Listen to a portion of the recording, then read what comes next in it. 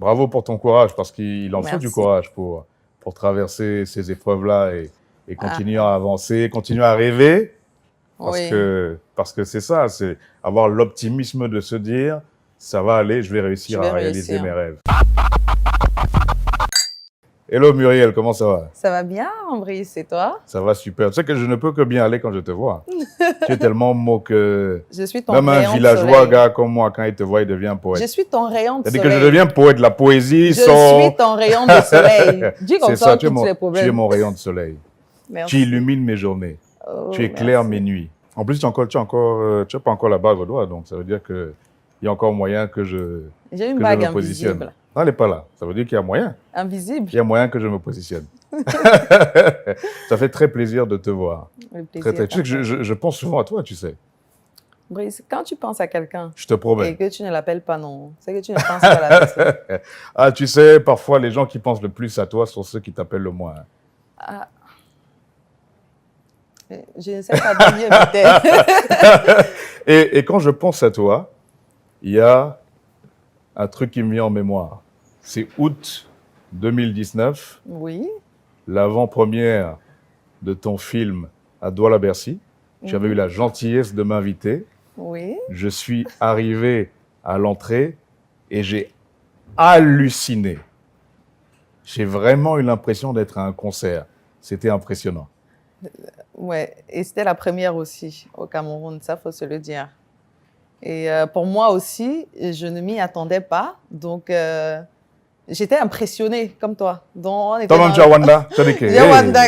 La façon que... Moi, je ne m'y attendais pas. Je ne m'y attendais vraiment pas. Mais après, franchement, ça m'a donné de l'espoir. Ça m'a fait comprendre qu'on travaille et il y a des gens dans l'ombre qui nous suivent et qui aiment bien ce qu'on fait et qui aimeraient avoir des produits de ce genre-là.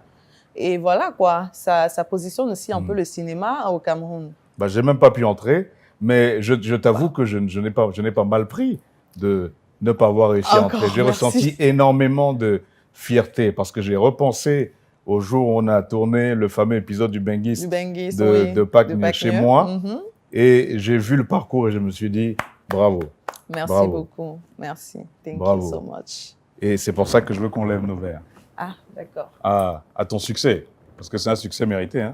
Merci. Tu es quand même une go qui vient de loin. Hein. De très loin. Les gens ne savent pas, hein, tu es une go qui vient de loin. Elle vient du village. Et quand tu dis loin comme ça, les gens vont penser que c'était ici à côté à Bipanda. On te voit mot comme ça, classe comme ça. Tu vois, genre business class, non pas que tu es une go du village. Tu voyages en classe éco. Hey, tu vois, on te voit, on te voit. On te voit. Tu es né à Banja, oui. Dans mon village, là où ma mère est enterrée. Ah non, sérieusement? Si, ma mère est enterrée à Banja. Ah, d'accord. Ah, bon, on est du même village. On est du même village, effectivement. Ah, je ne savais pas ça. Bah, maintenant, tu sais. C'est bien. C'est quoi les souvenirs que tu as de ta vie dans notre village? En fait, je pense que la moitié de mes souvenirs sont là-bas parce que j'ai grandi, je suis née là-bas, j'ai grandi là-bas, j'ai fait mes études primaires et secondaires là-bas.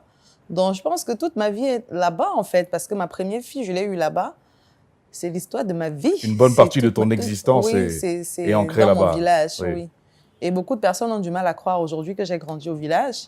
Mais pourtant, c'est vrai. C'est pas parce qu'on est grandi au village que ça veut dire qu'on n'a pas d'avenir ou qu'on ne peut pas briller. Ouais. Comme dirait l'autre, tout le monde ne peut pas devenir un grand artiste, mais un grand artiste peut surgir de n'importe où. Oh, je voulais dire en tout le monde. De Mbouda, de Tchang, de Banja, de Bertois. Ouais. Tout est possible, en fait, peu importe l'endroit où tu es. Tout est possible dans la vie. Il suffit simplement de se donner les moyens de réussir. C'était quoi ton quotidien à Banja? Parce que quand on est dans les grandes villes, on se demande ce que peuvent faire de leur journée les gens qui sont au village. Ah, en ville, on s'ennuie beaucoup, hein. Au village, on part au champ, on grimpe sur les manguiers, sur les goyaviers, on casse les palmistes, on part chercher les palmistes en bas des palmiers, là, au champ. Après, il y a les petits mapanes aussi.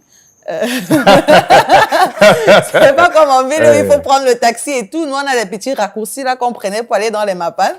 ce qui était très bien, en fait, je crois que c'est l'une des particularités du village parce que tu es inconsciente, tu es libre, Ouais. tu n'as pas peur d'être renversé par une voiture. C'est vraiment des petits trucs comme ça qui ont marqué mon enfance et mon adolescence, en fait. Ouais. Parce que c'était vraiment spécial. Moi, Et- je dis que c'était spécial parce que ce que j'ai vécu là-bas avec ma mère, parce que j'ai grandi avec ma mère, et ma mère et moi, on n'était que deux. Ma sœur jumelle, elle n'était pas là. Elle était avec ma grande-tante, ma grande sœur également et mon grand frère. Donc, avec ma mère, je faisais un peu de tout, quoi. C'était mon amie, c'était ma mère, Ta confidente. ma Tu avais une confidente. relation fusionnelle avec elle. Oui, quoique j'étais un peu turbulente, mais elle savait comment me redresser. Aujourd'hui, je Oui. lui dis merci du fond de mon cœur pour cela. Parce que nul n'était pas son éducation, ça se dit, nul n'était son éducation. Je me retrouverais pas où je suis aujourd'hui. C'est en grande partie grâce à elle oui. Elle était dure et ferme que tu es des là fois. aujourd'hui. Ouais. Ouais. Oui. Ta mère qui malheureusement est partie, qui est allée rejoindre la mienne. Ah. Elle tape les commentaires là-bas. Je te jure, elles sont en train de nous regarder là. Elles sont en train de nous loquer, elles tapent les commentaires. Que les enfants du village, c'est... Elle pense que ça va arriver. Non, mais ça fait du bien. Ouais. Ça fait Chaque fois que tu fais un pas en avant, qu'est-ce que tu ressens quand tu penses à elle? Je ne cesserai jamais de le dire. Tout ce que je suis aujourd'hui, c'est en grande partie grâce à ma mère, parce qu'elle s'est sacrifiée pour moi. Elle a tellement donné pour ses enfants, parce qu'elle nous a élevés toutes seules. Et c'était vraiment difficile. Ma mère et moi, on a fait un très long chemin. Je me levais le matin, je partais au champ avec ma mère. Le jour de classe, si ça tombait un jour de marché, je me lève le matin, je porte les bananes sur ma tête, je vais déposer au marché très tôt le matin à 5 heures. Après, je reviens, je pars, je me lave, je pars à l'école, tu vois. Et aujourd'hui, je regrette un peu qu'elle ne soit pas là pour voir ce que je suis devenue. Et je crois que c'est mon plus gros regret dans la vie de ne pas pouvoir être là avec ma mère, de ne pas pouvoir écouter ses conseils, de ne pas pouvoir l'entendre me dire qu'elle est fière de moi. Désolée. Ouais,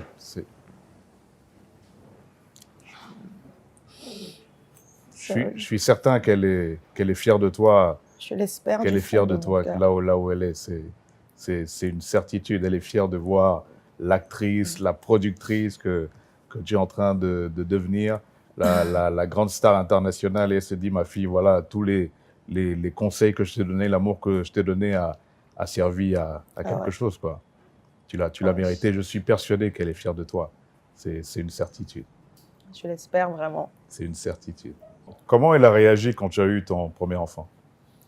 Je crois qu'elle s'y attendait déjà parce qu'elle connaissait mon conjoint, mais elle n'était pas prête. Elle était un peu choquée et quand elle me regardait comme ça, je l'imaginais. Donc, quand elle me regardait, j'avais l'impression que je la voyais en train d'imaginer ma tête en train de tchoukou-tchoukou. Que ma fille fait déjà. Je te jure. Et moi, j'étais tellement mal à l'aise. J'étais très, très mal à l'aise. Mais au final, elle était très, très contente parce que c'était son premier petit bébé. Et elle a tellement choyé, tellement chouchouté. Elle était hyper contente d'être grand-mère. Et voilà. C'était une grosse fierté. Elle a pas mal pris?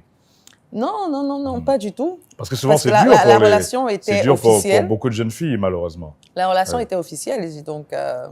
c'était connu, comme vous disiez tout, maman et toi. Oui, la relation était vraiment officielle. Elle savait que je fréquentais le père de mon enfant. Et voilà, quoi. Ça a changé quoi dans ta vie de devenir mère? Ça a tout changé. Vraiment tout. Parce qu'après, j'ai eu mon bac. Je suis allée m'installer à Tchang et c'est ma mère qui s'occupait de mon bébé parce que je ne pouvais pas le faire encore parce qu'il fallait que j'aille à l'école. Mais étant là-bas, je ressentais toujours un manque. C'était comme s'il y avait quelque chose qui me manquait. Une partie de toi? Une partie de moi, oui. Et ça me faisait tout bizarre d'être loin de ma fille, quoique je suis restée loin d'elle jusqu'à ses 5 ans, je crois, parce qu'il fallait que je travaille et ça m'a donné une certaine force en moi. Ça m'a donné la force de pouvoir travailler encore et encore parce que je savais que je n'étais plus seule. J'avais une responsabilité désormais et c'était ma responsabilité. Ce n'était pas pour quelqu'un d'autre. Quoique, après le décès de ma mère, ma tante m'a aidée à prendre soin de ma fille le temps que je me positionne un peu et que je puisse être indépendante. Donc, je sentais que je ne suis plus la même personne. Que désormais, je dois vivre pour deux et pas pour moi toute seule. Donc, vraiment, ça a changé. Ça m'a rendue plus responsable parce qu'avant, je sortais tout le temps, je partais en boîte, je faisais ci, je faisais ça. Mais le fait de savoir que j'avais un enfant, je crois que ça me tempérait un peu. Ouais. Je dis souvent que quand on a un enfant, ça change tout parce qu'un être autre que nous-mêmes devient plus important pour nous que nous-mêmes. Pour nous que nous-mêmes, exactement. Et tu ne vis plus pour toi, tu vis pour ton enfant. Donc, c'est un peu ça. Quand tu étais au lycée, tu t'es inscrite au club de théâtre. Oui. Qu'est-ce qui t'a poussé à le faire? Je pense que j'ai toujours aimé être sur le devant de la scène. J'ai toujours aimé que les gens me regardent. Donc, au lycée, j'ai commencé par les kermesses où je dansais. Mais après, le club théâtre, c'était pas trop pour moi. Mais mon professeur de théâtre, il venait en classe, il me disait, bon, monsieur Nkamnon, à qui je dis d'ailleurs merci, parce que c'est grâce à lui aussi que j'ai développé un peu cette passion-là pour le cinéma. Il venait me mettre le livre du théâtre devant moi, pam, le meningité dit que tu vas faire ça, tu vas le faire. J'ai dit, monsieur, je ne veux pas jouer. Il me dit que tu vas le faire, je ne discute pas avec toi, tu vas le faire. Ah, en même temps, il était surveillant général. Je devais faire quoi? Je devais seulement jouer, donc j'obéissais. Et ça m'a beaucoup appris également parce que je ne savais pas du tout ce que je faisais. Je le faisais juste de façon inconsciente, juste parce que c'était des activités extrascolaires où il fallait faire de temps en temps. Donc, sans le savoir, il t'a poussé vers ta destinée. Exactement. Ouais. Tu te souviens de tes premiers sketchs? Je me rappelle qu'il y avait un sketch où j'étais mariée et mon mari me trompait. Donc, on se trompait tous les deux. Donc, il te trompait, tu le trompais. Et moi, je le trompais. Oui. Et on se trompait avec un autre couple. Donc, quand il vient à la maison, je lui dis que je suis en train de sortir. Je sors et puis il ramène sa copine à la maison. Et je reviens parce que j'ai oublié quelque chose à la maison. Il demande à sa copine de se cacher en bas de la table. Et lui, il se précipite d'un pas, il dit que bon, je suis en train de sortir, je vais sortir. Il sort. Et moi, j'appelle mon copain également. Mon copain vient, mon mari revient à la maison et puis je demande à mon copain d'aller se cacher en bas de la table. Et ils arrivent en bas de la table, c'était son mari. Donc la femme retrouve son mari en bas de la table et c'est devenu la pagaille. Qu'est-ce que tu fais ici? Toi, qu'est-ce que tu fais ici? C'est toi, ouais, donc le mari découvre que sa femme le trompe, la femme découvre que le mari... Non, en fait, c'est la pagaille entre les deux couples. À ce moment-là, tu te voyais déjà faire du cinéma, de la télé? Non, pas vraiment. Pas vraiment. C'était encore vraiment un hobby. En fait, j'avais des aspirations pour être dans le monde du show business. Et en ce moment-là, on faisait vraiment que de show parce que c'était à l'école, on était vraiment inconsciente. On se disait, ouais, après, je vais être hôtesse de l'air. Après, je vais être ci, je vais être ça. Comme là. Oui, j'étais très raffinée, j'étais très mince contre moi aujourd'hui. J'étais vraiment mince, on m'appelait même Maguida. Mince, tu es magnifique. On m'appelait Maguida. Tellement j'étais vraiment mince, j'étais maigre en fait. Donc, et ma grande sœur me disait tout le temps, tu dois être hôtesse de l'air. Et c'était ça qui était dans ma tête. Donc, je ne savais pas que j'allais... Tu allais travailler dans le cinéma et la télévision. Mais j'écrivais déjà des chansons. Oui, justement, parce que tu as des romans. J'écrivais des romans en classe. Bon, je crois qu'on l'a tous fait, ça, hein, quand on était au lycée. À côté de ta passion pour jouer, pour le cinéma, pour la comédie, il y avait la passion pour la musique. Oui, il y avait la passion. Je crois que ça a commencé même par la passion pour la musique. Ma grande sœur aimait beaucoup chanter. Mon papa aussi, il aimait chanter, d'après ce que ma grande sœur nous disait. Et quand elle venait avec ses textes, parce qu'elle habitait à Bafoussam à l'époque, elle venait avec ses textes qu'elle écrivait elle-même. Je pense d'ailleurs que c'est ça qui m'inspirait aussi, parce que je voulais faire comme ma sœur. Ma sœur, c'était mon modèle, c'était vraiment mon mentor quand j'étais au lycée. Tout ce qu'elle faisait, je cherchais vraiment à suivre ses pas. Et donc, quand elle venait avec ses textes, elle nous apprenait à chanter. Et c'était bien, j'ai commencé à aimer, j'ai commencé à faire comme elle. Et je me rappelle de quelques chansons qu'elle faisait. Et jusqu'à aujourd'hui, j'aime bien chanter ça. C'était des chansons à elle ou des chansons qu'elle reprenait? Des chansons à elle. Ah non, elle écrivait, oui, ok. Des chansons à elle. Elle n'a jamais enregistré un titre? Si, elle a enregistré, mais après, elle a même sorti des chansons. Elle a même fait des clips, elle a même fait un album. Mais après, elle a même fait un album. Comment elle s'appelle? Sissi Malika. Sissi Malika. Je vais aller regarder sur YouTube. Oui, mais après, ça n'a pas marché. Donc, elle a décidé de se concentrer sur le travail. Et voilà. Enfin, c'est aussi le travail. Si tu veux dire sur un autre Sur un travail. autre travail. Et Sur un autre travail. donc, toi, tu as quitté ton Banja Mhm. natal pour partir À Tchang. à À Tchang, Tchang, oui. où j'ai fait l'université aussi. Ah, d'accord. Ça, tu vois, on a trop Ah, de je choses t'ai en dit que- je commun. t'ai Mais dit c'est qu'on va pas se marier. normal, Je t'ai hein. dit qu'il y C'est pas non, tu me a demandes un mariage quand, il y a un eh. truc. Ouais. Tu me demandes un mariage. Donc, C'est tu pars quand? à la fin de Ah, l'émission. d'accord, ok. Dieu est grand. Donc, tu vas à Tchang, où tu as fait l'université. Est-ce que ta relation a survécu? Non, malheureusement, le papa de ma fille est décédé avant que je n'aille à l'université. Donc, quand j'arrive à l'université, 1 an ou 2 ans après, ma mère décède aussi. Ma mère, c'était la seule personne qui faisait vraiment tout pour moi. Donc, j'étais livrée à moi-même. Il fallait que je me batte pour avoir, si je voulais réussir et avoir un avenir, il fallait que je me batte vraiment. Je me suis inscrite en trilingue espagnol à l'université. C'était vraiment parce que je voulais faire. Je voulais faire communication d'entreprise. Et après 1 an, j'ai complètement abandonné. Je me suis inscrite à l'Institut Nanfa où j'ai fait commerce international. Voilà, pendant 2 ans. Et après également, c'était pas vraiment, je ressentais en moi que quelque chose me manquait. C'était pas vraiment ce que je voulais. Et je commence à aller à Douala, Yaoundé, dans les studios d'enregistrement, à enregistrer des chansons. Et en 2000, j'ai fait les concours de beauté également. J'ai fait Miss Beach, Miss Francophonie, où j'étais première dauphine. J'ai fait Miss quoi encore là? J'ai fait Miss Biopharma également. Ouais. Donc, j'étais vraiment entre Douala, Yaoundé et Tchang. Et en 2014, je sors ma première chanson.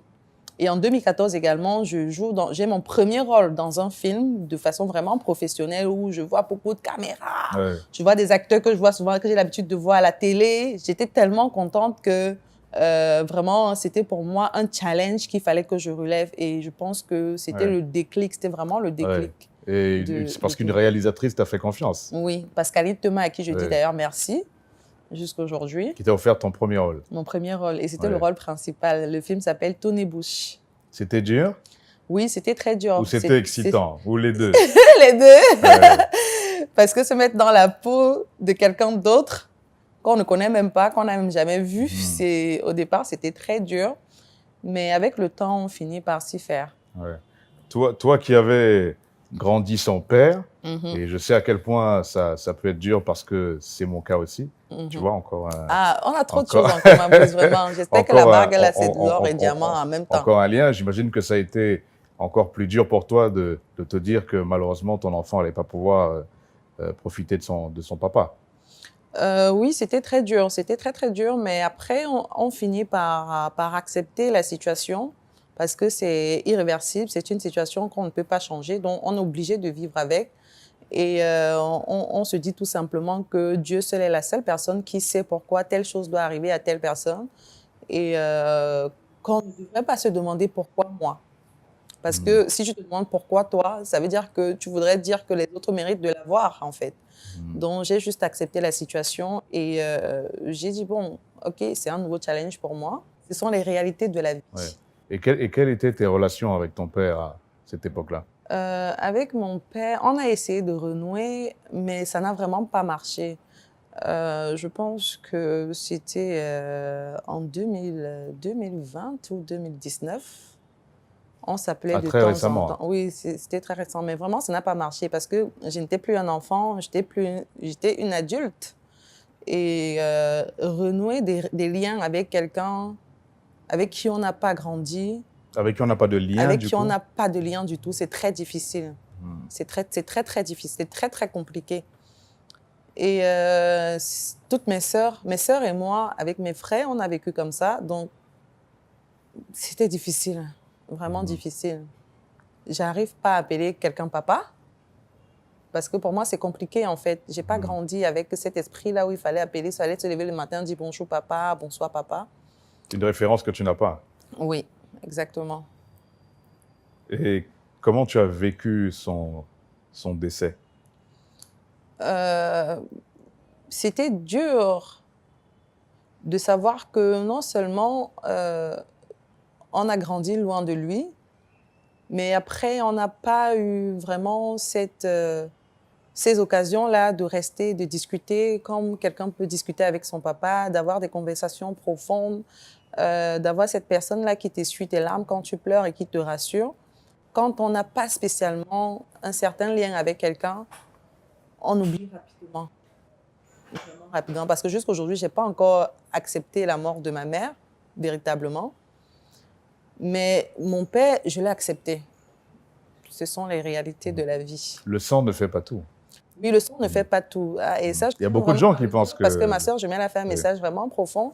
Quand notre papa est décédé, il y a des personnes qui nous disent souvent que... on a des tantes et des oncles qui disent souvent, qui conseillent souvent leurs frères, laissez, quand vos enfants vont grandir, ils vont vous chercher. Ça, c'est la parole. J'entends beaucoup d'idiots dire ça. Oui, exactement. Effectivement, oui. Mais là, en fait, c'est plonger les gens dans la dérive parce que quand un enfant grandit avec une certaine idée dans la tête, avec un manque, c'est plus le manque, c'est difficile de le combler. Bravo pour ton courage, parce qu'il en faut du courage pour traverser ces épreuves-là et continuer à avancer, continuer à rêver. Parce que c'est ça, c'est avoir l'optimisme de se dire, ça va aller, je vais réussir à réaliser mes rêves. Exactement. Je vais continuer.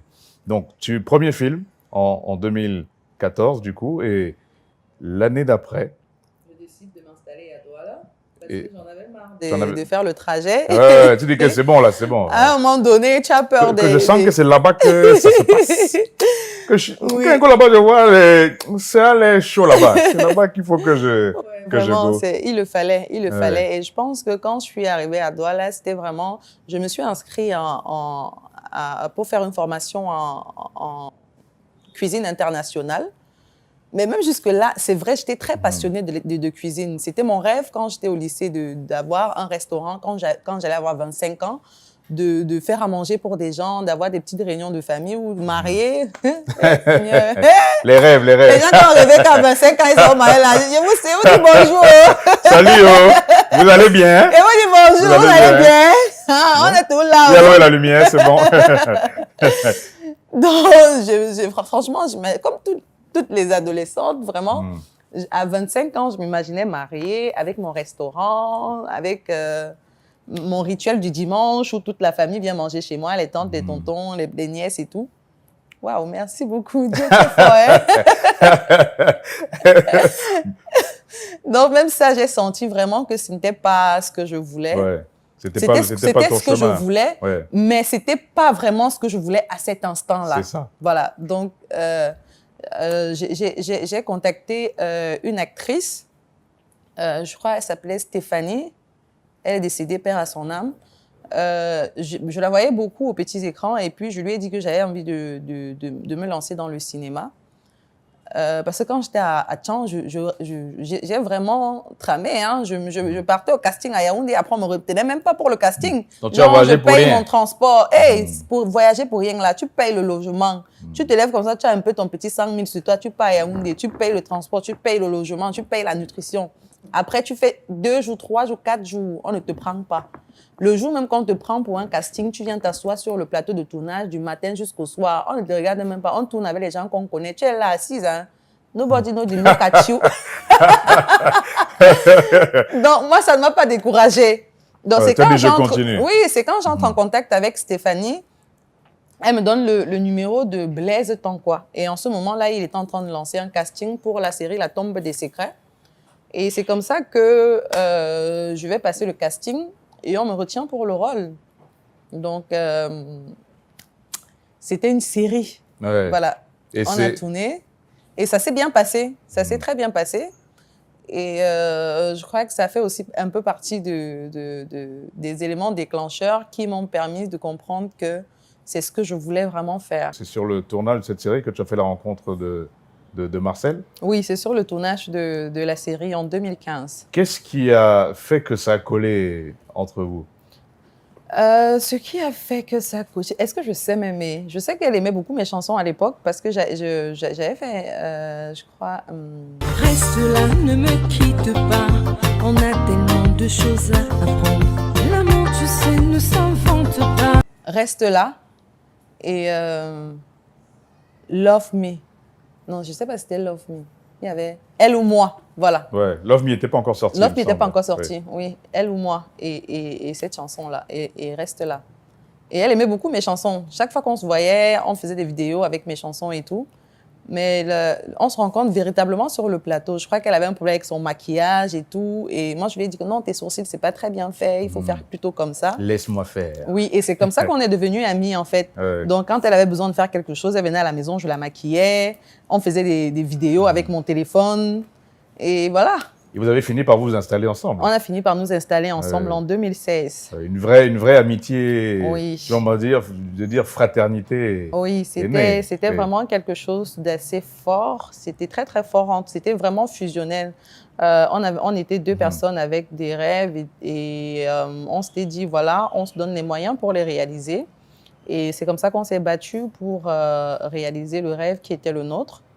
Et voilà quoi. Et vous avez pu démarrer vraiment ce rêve ensemble grâce à votre projet, Pagneux, qui veut dire déranger en Bafoussam. Si tu as besoin d'une fille avec qui tu vas t'enjailler quand tu vas arriver au Cameroun, dis-toi que tu as mal choisi ton pion parce que moi, tu ne vas pas me pousser. Ouais, tout ça, c'est à cause de vous les filles. On vous dit quand vous voulez sortir avec un benguis, sélectionnez.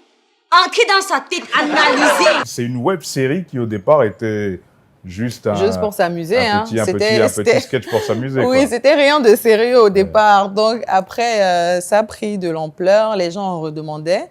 Et on s'est retrouvés en train de faire 3 saisons.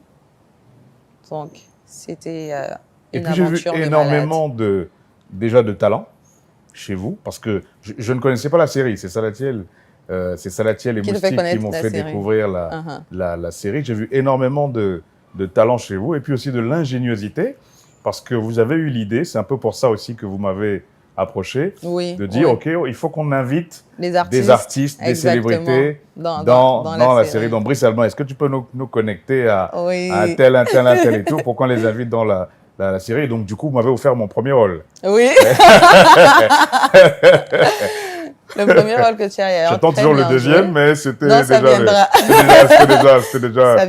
bien le premier. Ouais. Chérie, oui. Je t'ai préparé une grosse surprise. Vraiment? Oui. Ah je t'ai ramené plein de cadeaux, obligé, je t'ai ramené plein de cadeaux. Je t'en sais.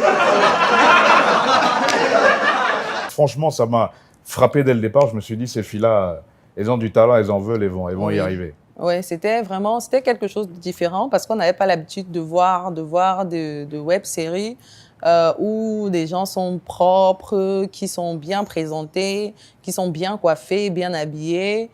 On était resté dans l'Antiquité où il fallait faire des web-séries où on a la tête d'un clochard, où on ressemble à un fou. J'ai même envie d'aller plus loin, c'est que les séries camerounaises avant Pagneux se faisaient connaître à la télévision, et non sur le web. Grâce à Canal 2. Mais vous êtes vraiment le premier contenu web, la première série à avoir marché à ce point. C'est la première fois que j'ai vu des actrices ou des acteurs se faire connaître grâce à une série diffusée sur Internet. Oui, c'est vrai. C'est vrai, parce que le digital c'était pas encore comme aujourd'hui en fait. Les gens ne s'y connaissaient vraiment pas et je pense qu'on est arrivé juste au bon moment avec un contenu qui était très digeste. Oui, la connexion était chère, mais les gens étaient prêts à payer. Les gens étaient prêts à payer pour regarder ce qu'on proposait parce que c'était digeste, c'était vraiment différent. On voyait 2 jeunes filles belles, sans aucune prétention. Non, très très belles, très très belles. Il n'y a pas de prétention à dire que le soleil éclaire la terre. C'est la vérité.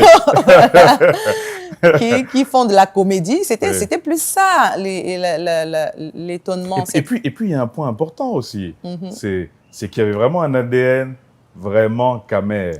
Exactement. C'était 2 go. Camer. Avec les mentalités Camer. Les réalités les mots du Camer. Les situations du Camer. Voilà. Donc, on a essayé de retracer ces situations-là. Je pense que c'est l'une des particularités qui ont fait le succès de la web-série. Et c'était un bon moment. C'était fou, c'était bien. On le faisait vraiment sans calculer. Et c'était bien. Passion. Tout simplement. C'était de la passion. C'était vraiment de la passion. Et la célébrité est donc venue avec la série. Oui. Et il y a énormément de gens qui rêvent d'être célèbres. Et je leur dis souvent, si on vous met dans la peau de certaines célébrités une seule journée, je suis pas sûr que vous... Je suis pas sûr que en fait, je suis pas vous sûre. puissiez être capable de tenir. Je suis pas sûre. Ouais. Moi non plus, je suis pas très sûre. Mais après, chacun doit vivre l'expérience. Ouais. Voilà. Chacun Il y a doit de vivre. bons et de mauvais côtés. Oui, il y Par a de bons, exemple, il y a vraiment de bons à et une de époque, il mauvais. y a eu énormément, notamment à la saison 2 de la série, énormément de critiques sur oui. les réseaux sociaux. Les gens ont été très, très durs avec vous. Oui, après, les gens ne s'attendaient pas à ce qu'on a proposé à la saison 1, à la première saison. Ouais. Pourquoi vouloir automatiquement nous imposer ce qu'on doit faire à la saison 2? Enfin, déjà qu'on soit en désaccord, c'est une chose, mais aller sur des méchancetés, parce qu'il y a eu Oui, après, l'être oui. humain est foncièrement méchant. On ne peut pas empêcher les gens de penser ce qu'ils ont envie de penser, de dire ce qu'ils ont envie de dire. Maintenant, c'est de savoir gérer. C'est comment tu gères ça, comment tu l'encaisses. Pendant longtemps, j'ai reçu des méchancetés énormes sur les réseaux sociaux. Mais et je pense que pour moi, ça n'a pas été une faiblesse, ça a plutôt été une force pour moi, parce que je crois que si à ce moment-là, on m'acclamait, j'aurais baissé les bras, certainement. Donc, vraiment, c'était pour moi une très grosse force de recevoir ça te tous les motive. coups. Ça me motive. Ouais. Parce qu'à ce moment-là, tu ne dors pas la nuit, tu te dis, bon, je dois faire quelque chose, je dois travailler davantage. L'essentiel, ce n'est pas de monter haut, c'est de rester où on est. C'est ça. Tu vois, donc je dormais tous les soirs, je me couchais tous les soirs avec l'espoir d'offrir quelque chose de meilleur demain. Tu vois, et c'est ça qui m'a fait tenir. Vous avez été vraiment, vraiment forte. Merci. Vraiment beaucoup. forte. Merci. Et le résultat, mais les camés, quand même, les camés dérangent souvent. Hein. Oui, après, on est tous Camerounais. Hein, donc...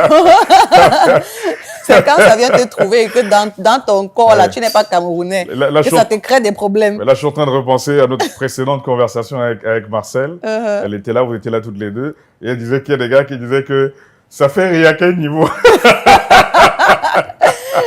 En fait, c'est ça. Ça veut dire que tu te tues à faire quelque chose. Ouais. Parce que ce que les gens ne savent pas, c'est que c'est beaucoup d'énergie, c'est beaucoup de énormément de travail. Oui, c'est beaucoup de travail. C'est vraiment beaucoup de travail et d'investissement. Après, tu te bats jour et nuit, tu ne dors pas, tu fais des nuits d'insomnie, tu proposes un contenu et quelqu'un vient te dire que c'est nul. Hein.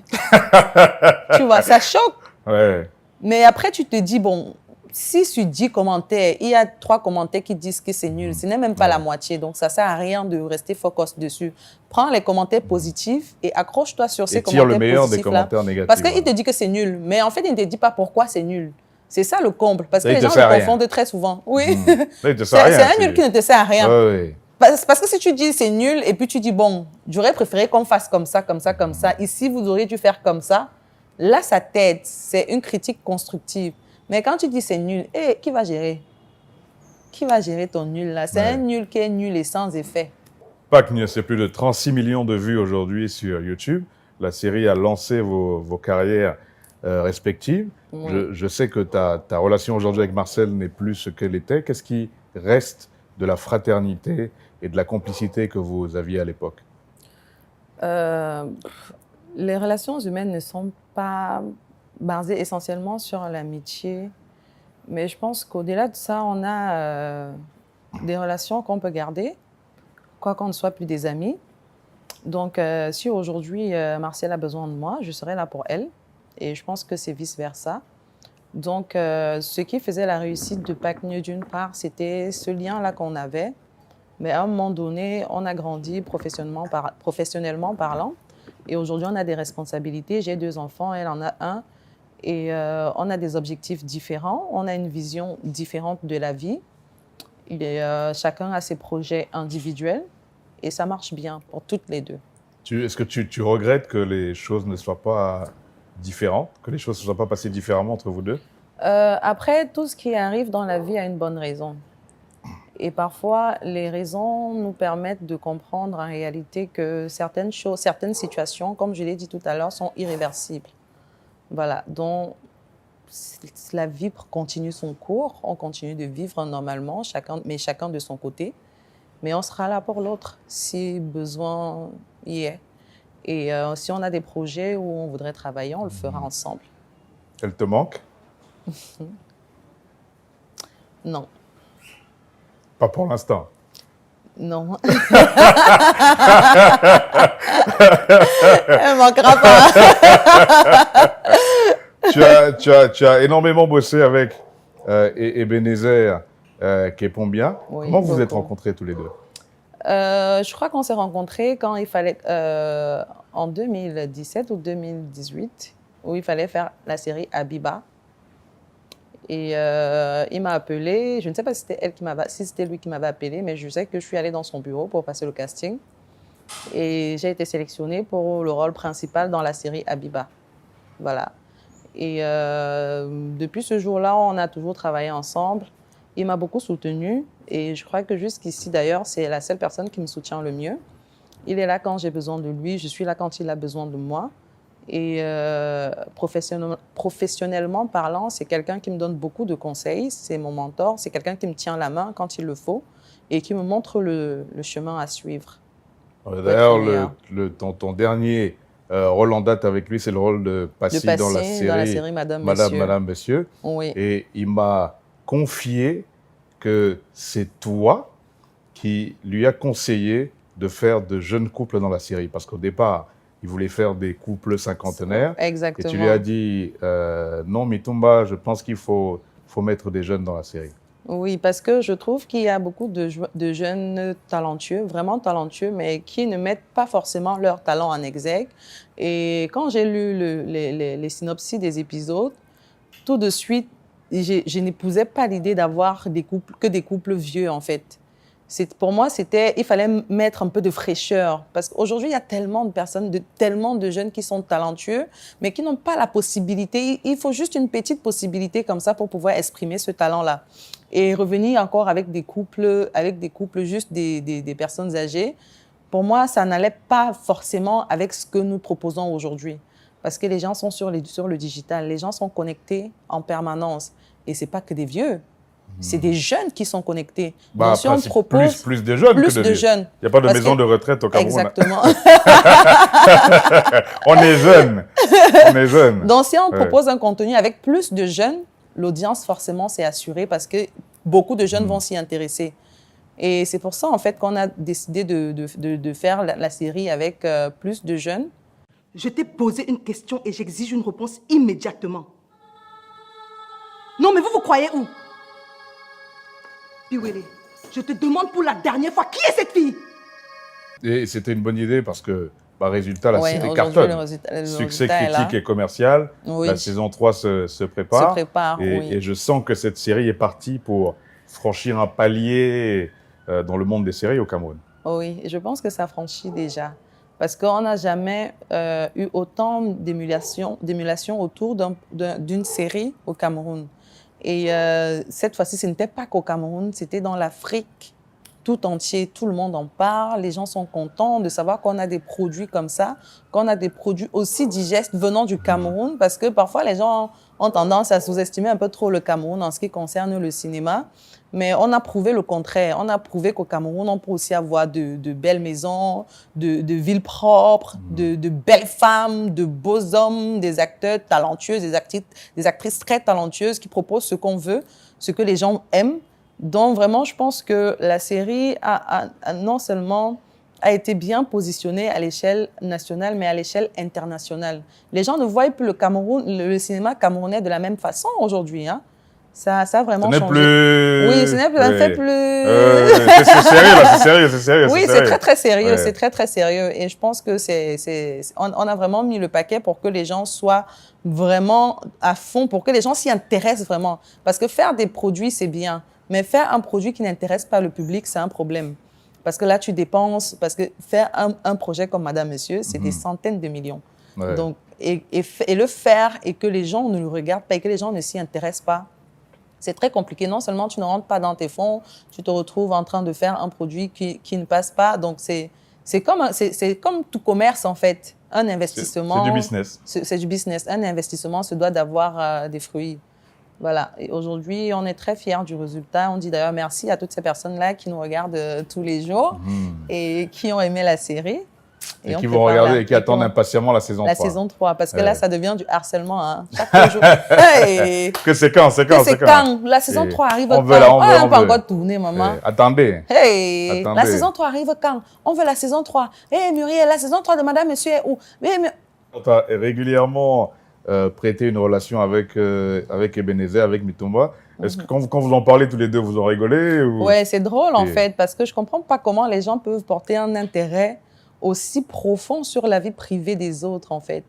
C'est hallucinant de savoir comment les gens sont enthousiastes.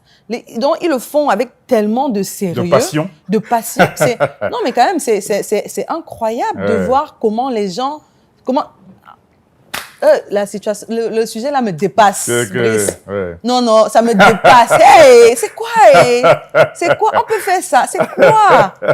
Ah non, quand même. C'est ça que je ne comprends pas. Moi, ça m'intéresse pas de savoir qui est en couple avec qui. Après, chacun fait ce qu'il veut de sa vie privée. C'est son problème, voilà, sa vie privée. Oui. On vous montre ce qu'on a envie que vous voyez. Parce que quand bien même maintenant, vous seriez ensemble, c'est votre problème. C'est notre problème si on est ensemble. C'est notre problème si on ne l'est pas. Donc, que les gens arrêtent de faire une fixation sur les relations des autres, en fait. On vous montre ce qu'on a envie de vous montrer. Si on ne vous montre pas notre vie privée, ça veut dire que ça ne vous concerne simplement pas. Oui. Après, à un moment donné, chaque personnalité publique a besoin d'un peu d'intimité. Et c'est là où c'est dur d'être célèbre. Oui, c'est très dur. Les gens ont l'impression qu'on leur appartient. Que notre vie leur appartient. Exactement. Oui. Mais moi, je n'appartiens à personne. Hein. Je n'appartiens à personne. J'ai choisi de n'appartenir à personne. Je suis responsable de ce que je fais, de ce que je dis. Je suis responsable de ma vie. Je n'ai de compte à rendre à personne. Donc, si je veux faire quelque chose, ce n'est pas parce que la masse va commencer à dire que non, il faut faire ça que je vais le faire. Je le fais quand je ressens qu'il faut que je le fasse. Je ne fais pas les choses pour impressionner les gens ou je ne vis pas pour des gens. Je vis pour moi d'abord. Et c'est ce que les gens doivent comprendre. Personne ne détient le souffle de vie de l'autre. Donc, ce n'est pas en venant dire que oh, il faut faire ça, il faut faire ça, il faut faire ça. Que tu vas faire. Que je vais le faire forcément. Non. Non, c'est que non, c'est et je pense que si toutes les personnalités publiques là pouvaient avoir cette optique là, cette résolution là, parce qu'il y en a aujourd'hui qui ne vivent plus pour eux, hein. Ouais, malheureusement. Qui ne vivent vraiment plus pour eux. Au moindre petit tic sur Facebook, waouh, c'est le déclic total. Tu vas voir, ils vont monter, descendre, chercher à comment se justifier et tout, nanana. Ça, quand tu triste, es comme ça, tu deviens faible. Ouais. On sait qu'on peut te manipuler, le public peut te manipuler à sa guise, peut faire de toi ce qu'il veut. Pourtant, c'est pas ça. En fait. C'est pas parce qu'on est personnalité publique qu'on ne mérite pas d'avoir une vie qu'on veut. Ouais. Même si on n'a pas forcément la vie qu'on voudrait avoir, mais c'est ce qu'on a choisi. Et on accepte de faire ça comme ça. Mais quelque part, il faut avoir sa personnalité. Est-ce qu'aujourd'hui, tu fais attention à ce que tu peux faire ou dire? Parce que parfois, j'ai l'impression que... Et c'est aussi dû à ta grande popularité, parce qu'aujourd'hui, tu es une vraie célébrité. J'ai l'impression que le moindre petit truc que tu fais peut se transformer non, pas le moindre petit truc. Tout ce que je fais, ça se transforme en scandale. Ouais. Donc, moi, j'ai grandi avec ça dans le showbiz. Amplifié, analysé. Oui. En fait, moi, j'ai grandi avec ça dans le showbiz aujourd'hui. Et pour moi, ce n'est plus nouveau, en fait. Donc, gères, quoi. Que je dise quelque chose de bon ou de mauvais, de toutes les façons, ça sera toujours mauvais. Parce qu'on m'a déjà catalogué de la personne qui est la plus mauvaise, la petite diablesse du game. Donc, que je sois bonne ou mauvaise, ça ne change rien pour eux. Ils ont déjà mis dans leur tête que je suis une mauvaise personne. Et moi, ça ne me dérange pas parce que c'est ça qui me permet de travailler. Si aujourd'hui, tout le monde commence à m'aimer, je te jure que je ne vais plus rien faire. Je vais croire que j'ai déjà atteint mon objectif. Pourtant, je ne suis qu'au début. Je suis encore en train de me chercher. Alors que les gens pensent que je suis déjà arrivée. Je n'ai même pas encore commencé. Vraiment. Tu n'es même pas encore à la fin du début de ta carrière. Du début de ma carrière, oui. Le début n'est pas encore fini. Le début n'est pas encore fini. Quand le début va finir, c'est là que... on va commencer maintenant. C'est là que ça va vraiment commencer. C'est quoi ta plus grande ambition? C'est d'être une actrice connue à l'échelle internationale. De jouer dans des films vraiment à Hollywood. You want to act in Hollywood? Yeah. You speak English? You can act in English? No, I can act in English, but I cannot speak English well. Yes. But c'est pas parce que je ne connais pas parler l'anglais que ça va mettre un thème à mes ambitions, pardon. On me donne le scénario en anglais. Je vais le lire, je vais le faire. Yes, I have to learn, but I think that I will learn it when I'm acting. Ma phrase est correcte, non? When you will get the contract. Yes. Yes. Like, give me the Give contract, me I the will learn contract, English. Yes, I will learn Yeah. English. Parce Ouais. que même le peu que je connais, je ne l'ai pas appris. J'ai rien appris du tout. Juste que Et c'est ça, tu vois, quand tu vois... je chante en Ouais. anglais, je parle souvent de temps en temps avec mes enfants à la maison. Et ça me permet quand même de garder quelques mots. Ouais. Et je pense qu'un scénario en anglais, franchement, je peux le faire haut les mains. Et franchement, ce serait énorme de voir une fille qui est née et qui a grandi à Banja dans un blockbuster américain. Non, ça viendra, je crois en moi. Avec peut-être un premier rôle. Non, je Qui crois en sait? moi. Ouais. Ouais, Seigneur, je crois en moi. Tout est possible. Tout est possible Y a dans pas la de- vie si on le veut. Il n'y a pas de limite. Oui. Ouais. Et tu en es la preuve aujourd'hui. Parce que déjà, quand on regarde où tu es parti et où tu es aujourd'hui, on peut même considérer que tout le reste, c'est du bonus. Parce que Oui. c'est déjà extraordinaire. Oui, je pense que jusqu'ici, j'ai fait pratiquement la moitié de ce que j'avais rêvé. Et le reste de rêve, là, c'est au State. Ça va venir, ça Dans va. les films Ça là-bas. va venir. C'est quoi le plus beau projet auquel tu as participé, ton plus beau souvenir de série ou de cinéma? Mon plus beau souvenir, c'est avec le film Aline. Parce que avant, quand je regardais la télé, je ne me voyais pas en train de faire la fille qui pleure tout le temps, la fille qui souffre, qui n'a rien. Je ne me voyais vraiment pas dans ce personnage. Mais quand j'ai essayé le personnage dans le film Aline, j'étais impressionnée. J'étais vraiment impressionnée par ma prestation. J'étais vraiment impressionnée de voir ce que j'étais capable de faire. Et pour moi, c'était le plus beau. C'était le plus beau moment. Ouais, ta plus grande expérience. Peut-être Oui. le film aussi qui t'a demandé le plus de travail. Oui, Parce que oui. Il fallait complètement sortir de ma zone de c'est ça. confort. Bah, pour jouer le épouser- rôle de quelqu'un qui ne te ressemble pas du Oui, tout. j'ai juste sorti complètement de ma zone de confort, même dans la vie réelle, Ouais. complètement. Même quand j'étais au village, je ne souffrais pas comme dans Ali là. Mais C'est-à-dire que c'est pas le genre, c'était là. la magie. Et Ouais. le gars te tape comme ça, Ouais. avec la grossesse. Donc je suis complètement sortie de ma zone de confort pour entrer dans le personnage de Aline. Et j'étais très fière du résultat Ouais. et du succès que le film a eu aussi. J'étais vraiment, vraiment fière avec tout ce que j'ai eu entre-temps. Mhm. Et quand je vois que j'ai fait toutes les projections, honnêtement, je ne me croyais pas capable de le faire. Mhm. Parce que j'ai eu une succession de choses. Ouais. Même pendant le tournage, après le tournage, pendant la projection. Donc, je rends grâce au Seigneur pour tout ce qu'il fait dans ma vie. Quel genre de maman es-tu? Est-ce que tu es la maman cool qui laisse Cool. les enfants faire ce qu'ils veulent? qu'ils veulent, Est-ce que ouais. tu es dur? Est-ce que... Non, je suis très cool, très, très cool. Mais après, à un moment donné, être cool, ça ne suffit pas. Il faut être un peu dur avec les enfants des fois, pour qu'ils comprennent la réalité de la vie. Parce qu'il y a des enfants qui ne savent pas qu'il y en a d'autres qui souffrent dehors, qui ont besoin de manger et qui se permettent de faire n'importe quoi. Pourtant, les autres sont dans le besoin. Donc, il ne suffit pas seulement d'être cool, mais de donner une bonne éducation aux enfants en étant des fois dur Ouais. et ferme. C'est important, Très hein, important. pour qu'ils restent sur le bon chemin jusqu'à ce qu'ils aient l'âge de Tu as choisir, raison. de choisir leur propre chemin. Exactement. C'est quoi l'avenir que tu espères pour eux? Je n'espère pas spécialement un avenir pour mon enfant. Après, je pense que ce n'est pas nous qui décidons. C'est Dieu qui décide de comment il veut positionner nos enfants dans la vie et nous-mêmes. Donc, si mon enfant demain me dit je vais être médecin, je vais être ci, je vais être ça, je vais être coiffeuse, moi, je l'accompagne tout simplement dans ses choix. Honnêtement, Tu rêves qu'ils soient heureux, tout je rêve qu'il simplement. soit heureux parce que le Oui. bonheur, c'est le plus C'est important. le plus important. Ouais. Oui, Et tu te bats chaque jour pour leur offrir le meilleur. le meilleur. Mhm. Tu es une grande femme entrepreneur. Et là, il y a même un beau nouveau projet qui arrive. Là. Oui, très, très bientôt. Très, très bientôt. Ça s'appelle Najal. Je te donne le nom en Najal. exclu. Najal. Oui. Najal, oui. N-J-J. A-J-J-A-L. Pourquoi Najal?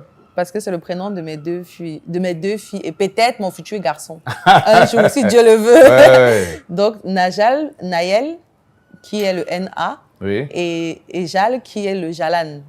D'accord. Donc, tu as pris le Le Na diminutif de chaque prénom. et le Jal. Oui. Ça fait Najal. Ça fait Najal, oui. Encore une fois, c'est pour elle. C'est pour elle. Oui, c'est pour C'est elle. pour tes filles, Mhm. ouais, que tu l'as fait.